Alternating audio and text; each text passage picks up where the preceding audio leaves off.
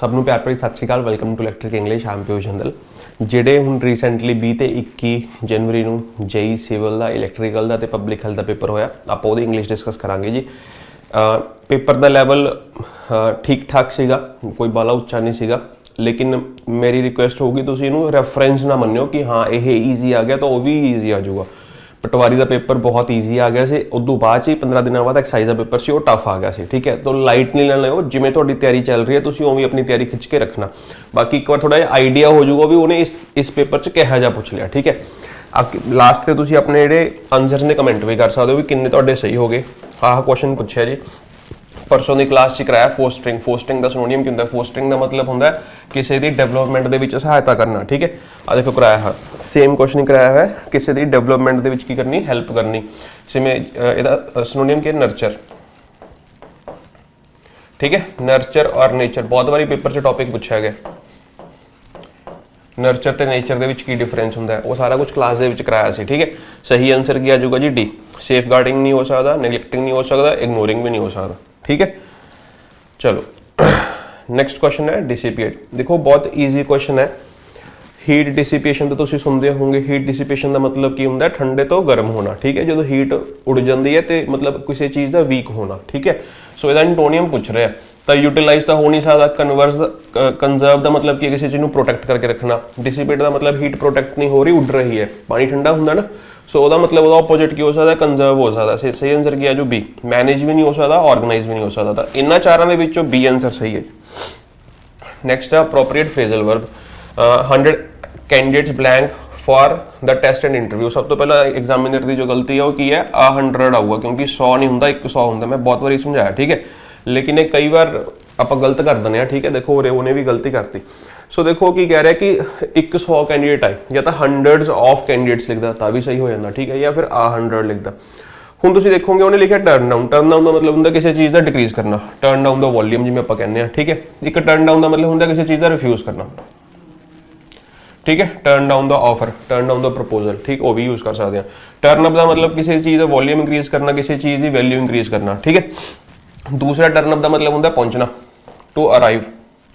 ठीक है, I was waiting but they didn't turn up. Turn up का मतलब वो पहुंचे नहीं। टर्न आउट का मतलब होंदा टू बी डिस्कवर्ड।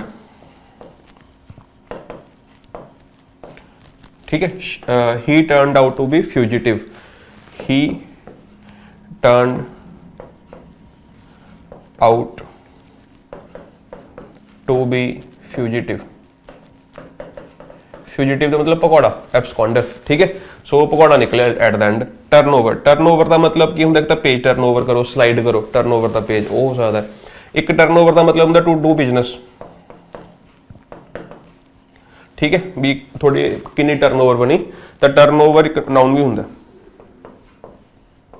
ठीक है, सो और मतलब की 100 कैंडिडेट्स पहुंचे, 100 कैंडिडेट्स पहुंचे तो सही आंसर क्या होना चाहिए? बी।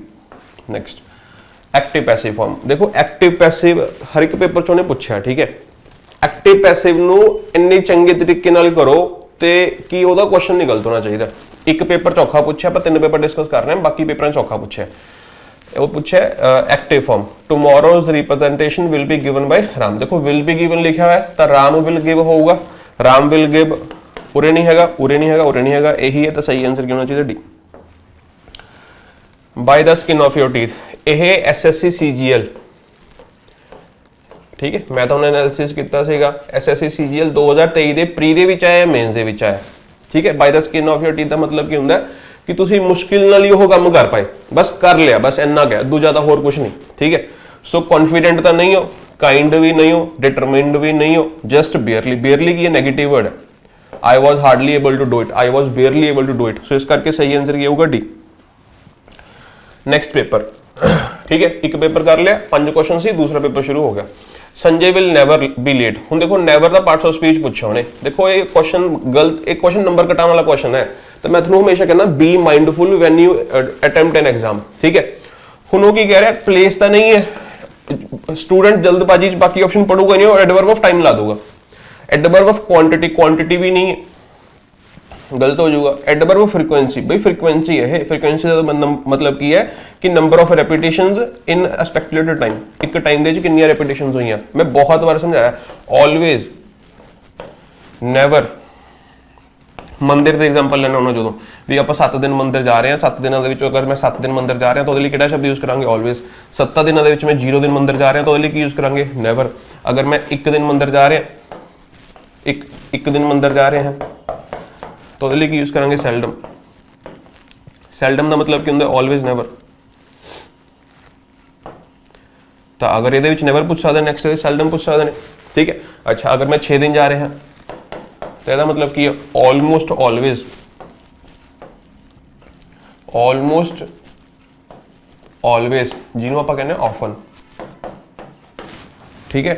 ਸੋ ਇਹ ਸਾਰੇ ਐਡਵਰਬ ਫ੍ਰੀਕੁਐਂਸੀ ਨੇ। ਉਹ ਗੱਲ ਅਲੱਗ ਹੈ ਵੀ ਇਹ ਇੱਕ ਵੱਡਾ ਚੈਪਟਰ ਆ, ਉਹਦਾ ਇੱਕ ਸਬ ਪਾਰਟ ਹੈ, ਲੇਕਿਨ ਉਹਨੇ ਜਦੋਂ ਉਹਨੇ ਡਿਫਾਈਨ ਹੀ ਕਰਤਾ ਤਾਂ ਇਸ ਕਰਕੇ ਸਹੀ ਆਨਸਰ ਫ੍ਰੀਕੁਐਂਸੀ ਹੋਊਗਾ, ਧਿਆਨ ਰੱਖਣਾ, ਠੀਕ ਹੈ। ਅਲਟੀਮੇਟਲੀ ਹੈ ਟਾਈਮ ਹੀ, ਲੇਕਿਨ ਉਹਨੇ ਮੈਂਸ਼ਨ ਕਰਤਾ ਫ੍ਰੀਕੁਐਂਸੀ, ਤਾਂ ਆਪਾਂ ਨੂੰ ਫ੍ਰੀਕੁਐਂਸੀ ਲਿਖਣਾ ਪਊ, ਠੀਕ ਹੈ।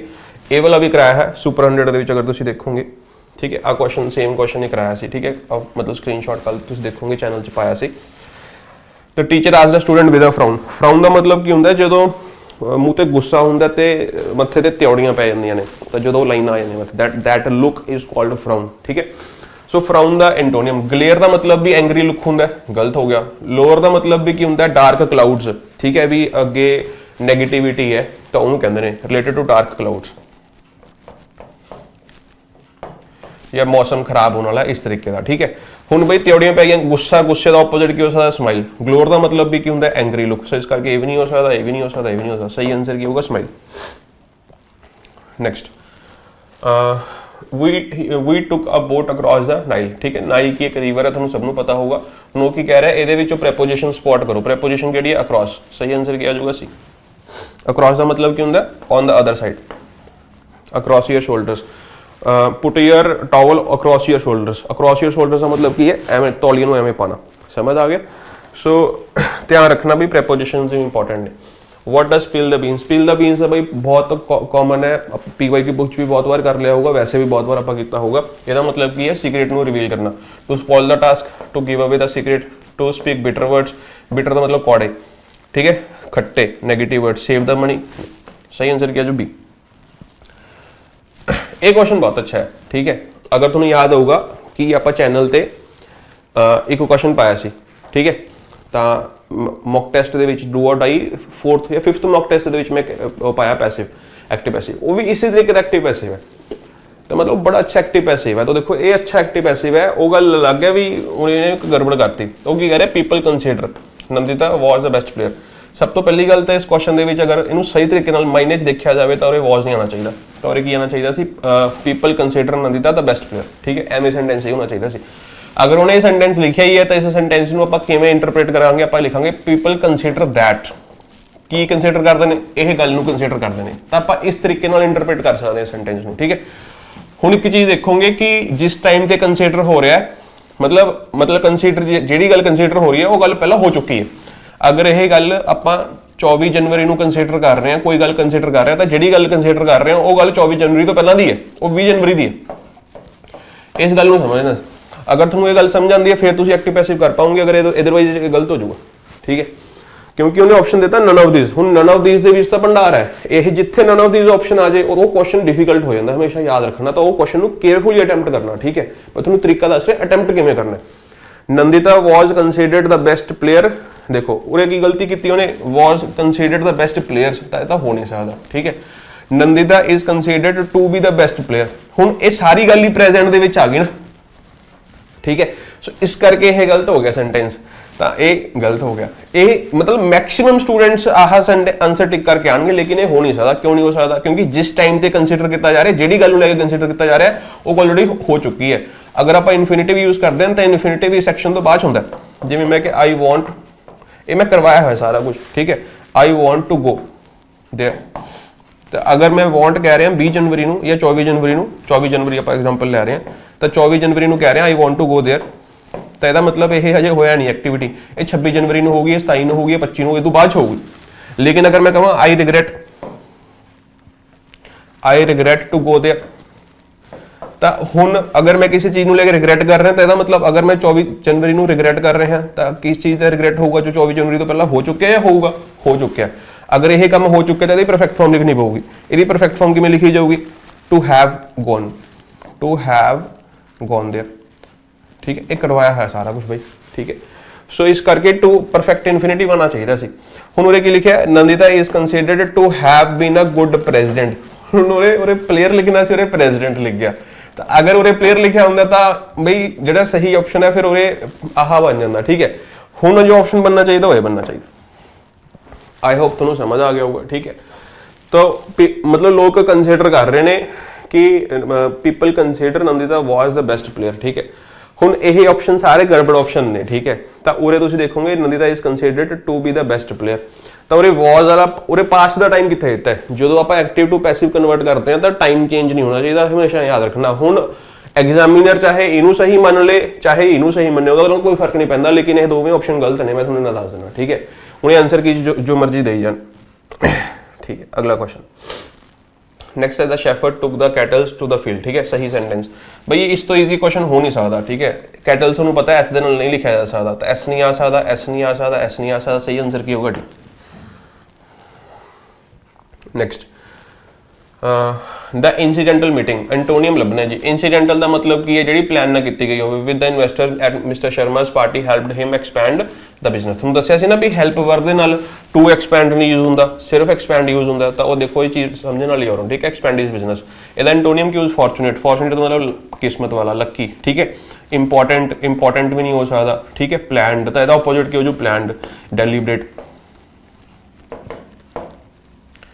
ठीक है। ਇਹਦਾ ਇੱਕ सिनोनिम ਹੁੰਦਾ इंसीडेंटल ਦਾ मतलब ਜਿਹੜੀ चीज अनप्लैंड है दैट इज इम्प्रॉम्प्टू।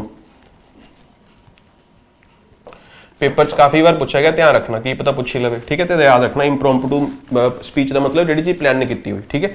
आर्बिट्ररी का मतलब की है ਜਿਹੜੀ रीजनेबल नहीं है, रीजन के उपर बेस्ड नहीं है या रूल के उपर बेस्ड नहीं है, एवं ही है, ठीक है। सो इस करके भी नहीं। Next the time is taking, the player is taking extra time, ठीक है। पैसे भी चेंज करना है, extra time is being taken आऊगा, तो extra time is being taken, तो सही आंसर क्या जो सी। आई होप थोड़ा भाई सही हो रहे होंगे सारे। Parent should refrain from, refrain का मतलब की है प्रिवेंट करना, ठीक है, मतलब बचना, ठीक है। So refrain from turning a blind eye, turning a blind eye का मतलब की इग्नोर करना, ठीक है। Kids misdeeds, misdeed का मतलब जो काम किया, डीड कितों बने, डू तो बने, डू का मतलब काम, डू तो डीड बन गया, डीड का नाल मिस लग गया, मिस का मतलब नैगेटिव वर्ड, ठीक है।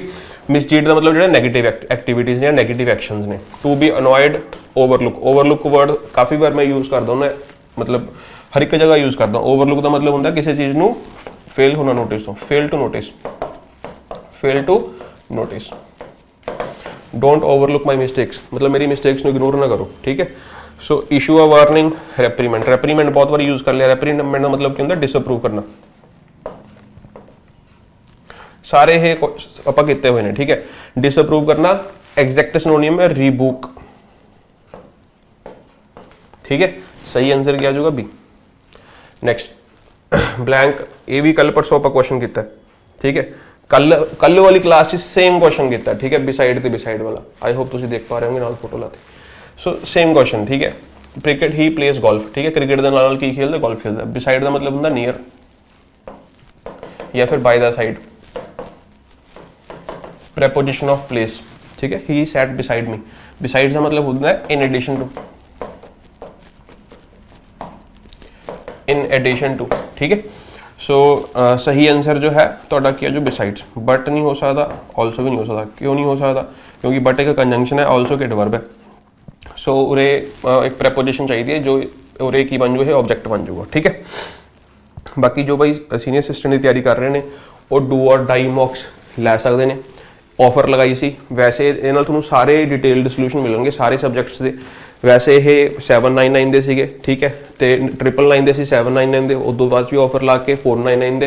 परसों जिवें ऑफर लाई सी 399, तो अज दोबारा ऑफर ला रहे हैं 399। सिर्फ अज के लिए वैलिड है। जोड़े स्टूडेंट्स इंटरस्टिड ने वो ऐप या वैबसाइट तो कर सकते हैं। वैबसाइट तो ऑनलाइन मॉक्स ने, वैबसाइट से लैपटॉप वगैरह तो भी कर सकते हो, तो तुसीं जिहड़ा हैगा ऐप एंड्रॉयड फोन है तो उत्थे भी कर सकते हो। जोड़े स्टूडेंट्स एंड्रॉयड यूजर्स ने वो एंड्रॉयड फोन तो ऐप इंस्टॉल करके करेंगे।